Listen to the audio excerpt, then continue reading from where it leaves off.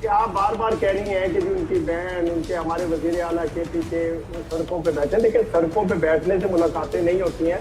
इदारे हैं, अदालत के थ्रू आप इजाजत लेकर के आए, अदालत आपको सर अदालत अरे भाई इरशाद जी ना मिलने दिया जाए, मेजर आर्या दिया जाए तो उल्टे हो गए हैं इनका फ्रेम। तो मसला ये है कि मैं ये कह रहा हूँ कि जब भी आप लोग कोई बात करते हैं, बगैर तहकीक के बात करते हैं, बगैर वजह भाई इरशाद जी देखिए आपका फ्रेम भी आपको सपोर्ट नहीं कर रहा, आप गलत बात बोल रहे हैं। आपका फ्रेम भी आपको सपोर्ट नहीं कर रहा क्योंकि आप गलत बात बोल रहे हैं। मैं आपसे ये कह रही हूँ, आपके देश का इंटरनेट भी आपका सपोर्ट नहीं दे रहा क्योंकि आप गलत बात बोल रहे हैं। शरारतें करते हैं आपके इंडिया, इसलिए नहीं, अरे भाई उनकी बहनें, उनका बेटा किसी को जवाब नहीं दे रहे। नहीं, आसिम मुनीर करा रहे हैं, आसिम मुनीर करा रहे हैं। आप जरा मेरी बात सुनिए। क्या आसिम मुनीर, वहाँ चर्चाएं चल रही हैं, क्या जहर दे दिया आसिम मुनीर ने इमरान खान को? 3 हफ्ते से मिलने नहीं दे रहे हैं मुझे। जिस दिन भी आसिम मुनीर मारेगा, हिंदुस्तान को मारेगा। जिस दिन भी मारेगा अपने दुश्मन को मारेगा, अपने लोगों को नहीं मारेगा। अपने दुश्मन को मारेगा। अरे भाई कितने दुश्मन पाकिस्तान में बैठे हैं, पहले जान लीजिए। आप मेजर आर्या बोल रहे हैं अपने दुश्मन को मारेगा। रुकिए गौरव आर्या ने मेरे लाहौर के समंदर पे कब्जा किया था। इन्होंने सुनिए इन्होंने लाहौर के समंदर पे कब्जा किया था और कराची की बंदरगाहें सारी हिंदुस्तान की हो गई थी इन दोनों से। मेजर गौरव आर्या था और अर्नब स्वामी था। तो शर्म है वो नहीं आती। एम्बेसडर वोरा के बारे में हाँ बोलिए, मेजर आर्या जवाब दे दीजिए इन्हें पहले। एक बार मैं इनको जरा जवाब दे दूं। एक बार एक मिनट हुजूर, एक मिनट आप झूठ बोल रहे हैं। किसी ने नहीं बोला कि लाहौर के समुंदर में कब्जा हो गया। मेरी तरफ से लाहौर पे 1000 बम गिरे, मुझे कोई फर्क नहीं पड़ता। झूठ मत बोलिए। और दूसरी चीज, मैंने ये नहीं बोला, मैंने ये बोला था कि कराची पे बम गिरा है, जो कि गिरा था। कराची में जो कैंटोनमेंट थी उसको हिट करा था, तो इसमें गलत क्या बोला? और किसने बोला लाहौर में? My geography, my understanding of Pakistan is far better than yours sir. आपको पाकिस्तान में इतना नहीं पता है जितना मुझे पता है। आप मेरी बात का भरोसा करें इस बात का। किसी ने ये नहीं बोला। झूठ बोलते हैं, अच्छा नहीं लगता। सर पे बाल नहीं रहेगा सर, ऐसा मत करिए, अच्छा नहीं लगता। पोते पोतियों के साथ खेलिए, टेलीविजन पे झूठ मत बोलिए। नहीं, वो उसने लोग कहते हैं सर पे बाल नहीं होते तो पैसे आ जाते हैं। आपके पास ना पैसे है ना बाल है। ये सब मत करिए सर, ये सब मत करिए। ये अच्छा भी नहीं लगता है, ये अच्छा नहीं लगता मेजर आर्या, क्योंकि ये मुझे लगता है एक लाइव उदाहरण दे रहे हैं कि अपने देश के लोगों के सवालों को कैसे दबा देती है पाकिस्तान की सरकार। ना आरजू काजमी को जवाब, ना अब्दुल समद याकूब को जवाब। जी प्लीज। और मैं एक बार एम्बेसडर वोरा के पास जा रही हूँ। एम्बेसडर वोरा, आपने ये बताया, मैं पिछली बार जब आपसे बात कर रही थी, कल ही बात कर रही थी, तो आपने कहा कि पाकिस्तान में बहुत इमेंसली पॉपुलर है। एम्बेसडर वोरा स्क्रीन पे लाइए, क्योंकि आपने कहा वो इमेंसली पॉपुलर है पाकिस्तान में, और अगर वहां उन्हें कुछ होगा तो पाकिस्तान में बहुत बड़ा जलजला सा आ सकता है। जरा बताइए प्लीज सर। बहुत बहुत धन्यवाद, आपने मौका दिया है आपके शानदार चैनल पर शरीक होने का। बेटा थैंक यू वेरी मच। मैं थोड़ा दिल्ली से बाहर हूँ, जहां पर सिग्नल इतना साफ नहीं है, तो क्षमा कीजिएगा।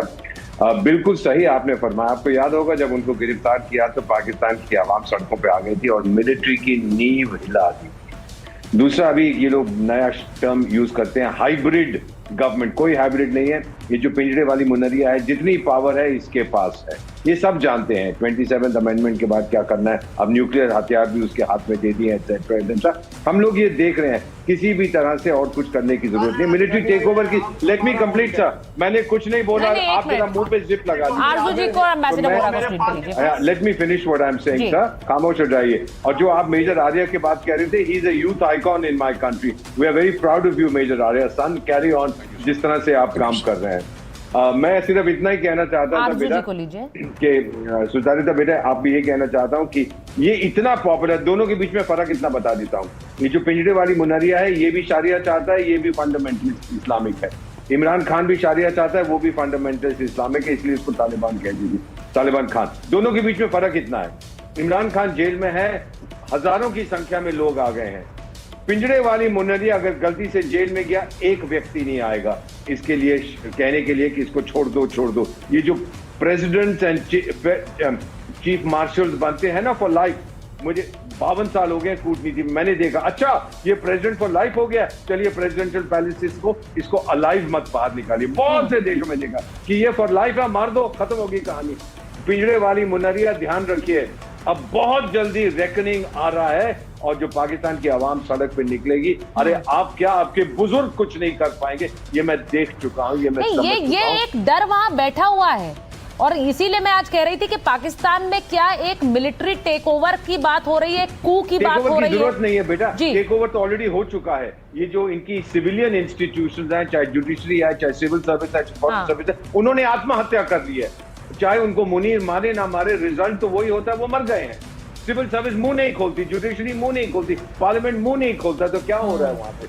आर्मी ने टेक ओवर कर लिया है ना। यहाँ पर आपने हमारे देश में, just by way of comparison, जब हुआ था, आपको याद होगा फार्मर्स प्रोटेस्ट कितनी देर तक चला, और अल्टीमेटली भारत के प्रधानमंत्री, मैं प्रशंसा नहीं कर रहा, क्या बोले जब उन्होंने फार्म लॉज वापस लिए? हमारी तपस्या सफल नहीं हुई, मैं वापस ले रहा हूं। अरे गलती हो गई तो मान जाइए, क्यों नहीं मानते आप लोग? अगर किसी गलती को सुधारना है, सबसे पहले गलती को एक्नॉलेज तो करिए, ये करने को तैयार नहीं है। तो I feel sorry for this. मैं एक बार मेहरान बलूच के पास जाऊंगी सर, और इसलिए क्योंकि जो सारे जिस तरह से बलूचिस्तान से जुड़े हुए लोग हैं वो आवाज उठा रहे हैं मेहरान जी, वो ये बार बार कह रहे हैं कि पाकिस्तान में इमरान खान के साथ कुछ हो गया है। अब ये जो खबरें आ रही हैं, अब यहाँ बैठे हुए पीटीआई के जो लोग हैं, पीएमएलएन के जो लोग हैं, वो ये कह रहे हैं कि भाई ये सब खबरें हैं, बस खबरें हैं, ये फैलाई जा रही हैं सिर्फ बदनाम करने के। जी मैं जैसे हमेशा कहता हूँ, पॉपुलर लीडर को जेल में डाला, ये पीएमएल हो या जरदारी टोला हो, ये तो सारे रबर स्टैंप्स हैं, ये तो फौज के नुमाइंदे हैं, इससे तवक्को क्या रखते हैं हकीकत का।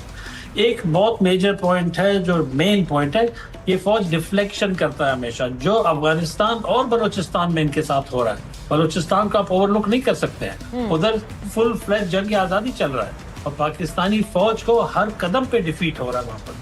वो इस शर्मिंदगी से डिफ्लेक्शन के लिए भी ये इमरान खान का मुद्दा इन्होंने उठा लिया।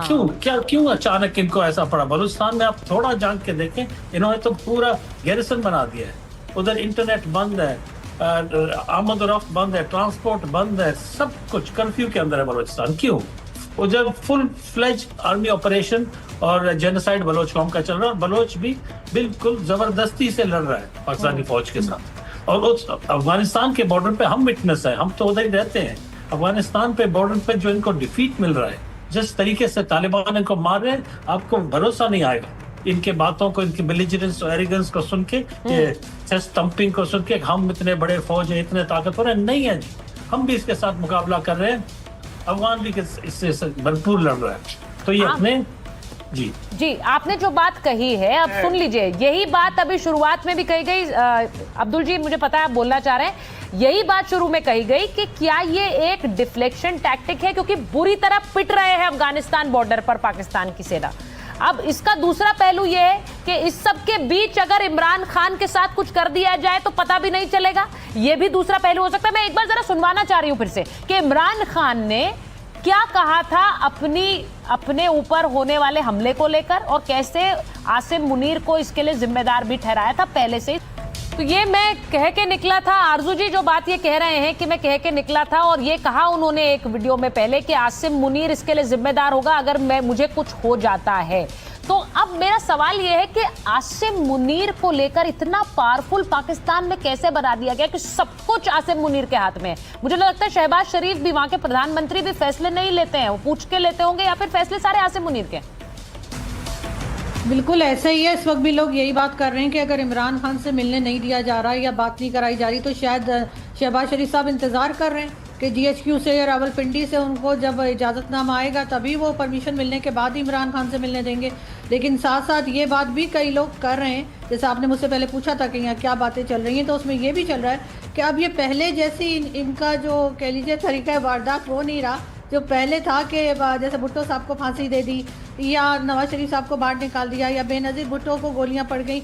अब होता ये है कि कभी किसी को कोविड हो जाता है तो किसी को कोई और बीमारी लग जाती है, और उसके बाद इस तरह से भी लोगों की जानें जो हैं पाकिस्तान में जाती हैं। हमारे पास एग्जाम्पल भी कई मौजूद हैं, और उसमें टीएलपी के जो लीडर या टीएलपी के जो हेड थे पहले खादिम रिजवी, उनको बैठे बैठे कोविड हो गया था। यानी 2 दिन पहले वो अपना एक जलसा कर रहे थे, 2 दिन के बाद कोविड हुआ और जी उसके बाद डेथ हो गई। तो इसी तरीके से हो सकता है कि जो पॉलिटिशियंस हैं उन पर इस किस्म के अटैक्स हो सकते हैं, और इसके लिए यकीनन जो पॉलिटिकल पार्टीज हैं उनको अपने आप को एक साथ रखना होगा, वरना यहाँ पे बचेगा कोई नहीं। अगर कोई ये समझता है कि इमरान खान के साथ ये हो रहा है और नवाज शरीफ साहब बच जाएंगे या जरदारी साहब को छोड़ दिया जाएगा, तो ऐसा होता हुआ दिखाई नहीं दे रहा। देखिए बहुत बड़ी बात कह रही है वो अब्दुल जी, वो बात ये कह रही है कि यहाँ अगर लगता है इमरान खान के साथ कुछ हो जाएगा और बाकियों को छोड़ दिया जाएगा, तो ऐसा नहीं है। कब किसके साथ वहां हो जाएगा पता नहीं है अब्दुल जी, क्योंकि उनके बेटे जी मैं पहले मेहरान मरीम लोड से जो है ना इत्तेफाक करूंगा, उनको सेकंड करूंगा, क्योंकि इनका जो कन्फ्रंटेशन का एस्टेब्लिशमेंट के साथ और आर्मी के साथ एक्सपीरियंस है वो 78 ईयर्स के ऊपर है, और उनको बेहतर पता है कि किस तरीके से डिसीविंग और डिसेप्शन होती है, किस तरीके से कुरान का हवाला दे के सरदारों को पहाड़ों से उतारा गया और उनको कत्ल कर दिया गया, जेल में डाल दिया गया। तो बलोचों को तो बेहतर आइडिया है, लेकिन हम पंजाबी जो थे वो जाहिर है कभी इतने बड़े लेवल के ऊपर हमारी कन्फ्रंटेशन नहीं हुई। ये अगर इमरान खान ना होता तो आज हम बैठ के फौज के गीत गा रहे होते और हम भी जो है ना वो डॉक्टर इरशाद अहमद वाला रोल प्ले कर रहे होते यहाँ पे बैठ के। तो जब बाद में हमने जब शऊर दिया, खान साहब ने कन्फ्रंटेशन की, जब अपनी जिंदगी दाव पे लगा दी, तो कम अज कम वो इस पंजाबी को जगा के गए हैं और बता के गए हैं कि जो बलोचों के साथ जुल्म हुआ है या अब तक हो रहा है वो अब इस तरीके से अब जो है पाकिस्तान को नहीं चलाया जाए। अब्दुल जी आपको क्या लग रहा है इमरान खान के साथ क्या हुआ है? देखिए इमरान खान के साथ वही हुआ है, वही करने की कोशिश कर रहे हैं जो अकबर मुफ्ती के साथ करने की कोशिश की थी, या जब किसी और प्रिवेज भुट्टो के साथ, वो क्योंकि सिंध में था। अब मसला ये हुआ है कि इमरान खान का ताल्लुक पंजाब से है और पंजाब के किसी लीडर ने आज तक इतने बड़े लेवल के ऊपर जो है इनको कन्फ्रंट नहीं किया, या इतना बड़ा लेवल के ऊपर कोई इमर्ज करके नहीं आया। एक नवाज शरीफ था, पॉपुलर था, कर सकता था, मगर वो हमेशा अपनी एसेट्स को बचाने के लिए डील करके बाहर चला जाता था। इनका ख्याल था ये जेल में डालते इसलिए हैं कि आप जेल नहीं काट सकते, आप शायद बहुत नाजुक हैं और आप कंप्रोमाइजेस के लिए, डील्स के लिए तैयार हो जाएंगे और आप मुल्क से बाहर चले जाएंगे।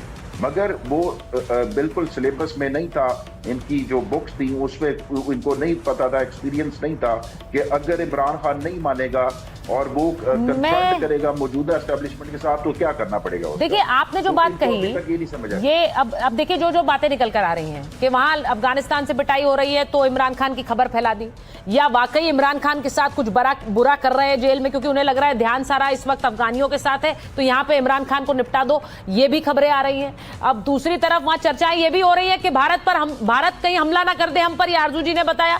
तो कितनी खबरें इस वक्त चल रही हैं, भारत का डर देखिए कि वहां खबरें चल रही हैं इतने दिनों से कि भारत का कभी भी अटैक हो सकता है। अब मैं इरशाद जी आपसे पूछ रही हूं कि जवाब दीजिए इमरान खान के बेटे को जो कि चिट्ठी लिख रहे हैं और यूएन में अपील कर रहे हैं मेरे पिता का क्या हो रहा है, जवाब दीजिए उनकी बहनों को जिनको मिलने नहीं दिया जा रहा, या फिर शहबाज शरीफ तो जवाब दे ही नहीं सकते, उनके हाथ में कुछ है नहीं तो इसलिए आप भी नहीं दे सकते, आप उनकी पार्टी के हैं। अब मैं चाहूंगा कि अब्दुल समद याकूब के साथ मुझे बोलने दीजिएगा, जैसे वो बोलते रहे आप बोले नहीं पीछे। पहले तो ये है कि अब्दुल समद याकूब और ये मेहरान बलोच साहब ये बलोचिस्तान को और पंजाब की बात कर रहे हैं। हम सब पाकिस्तानी हैं, ना हम बलोच हैं, ना हम सिंधी हैं, ना हम पंजाबी हैं, ना हम पठान है, हम सब पाकिस्तान है और पाकिस्तान जिंदाबाद। पहले तो मैं ये बात करूंगा ये दोनों हमें डिवाइड करने की हिंदुस्तान पे बातें कर रहे हैं दोनों। दूसरी बात ये इमरान खान पंजाब का बेटा नहीं पूरे पाकिस्तान अरे भाई का दो लोग बोल रहे हैं तो मैं उनकी बात मानूं या अकेले आपकी बात मानूं? मैं आरजू जी और अब्दुल जी की बात मानूं या अकेले इरशाद अहमद की बात मानूं जो कि अपने ही हम मुल्क को जवाब नहीं दे रहे हैं, मैं उनकी बात मानूं? क्यों नहीं, मुझे जवाब देने देना, इनके दरमियान में नहीं बोली आप। मैं ये कह रहा हूँ आरजू तो टमाटर और मूलियों की बातें कर रही है। नहीं वो क्योंकि मेरे सवाल का जवाब दे रही है, आप तो नहीं दे रहे हैं मेरे सवाल का जवाब। मैं आपके सवाल का जवाब देना लगता हूँ, आप चीखो चिल्ला। इमरान खान का क्या हाल है? इमरान खान की तस्वीर कब आएगी बाहर? आप लोग चाहते हैं सच की आवाज दबाएं। मैं कहूँगा कि जब मेरी हुकूमत चाहेगी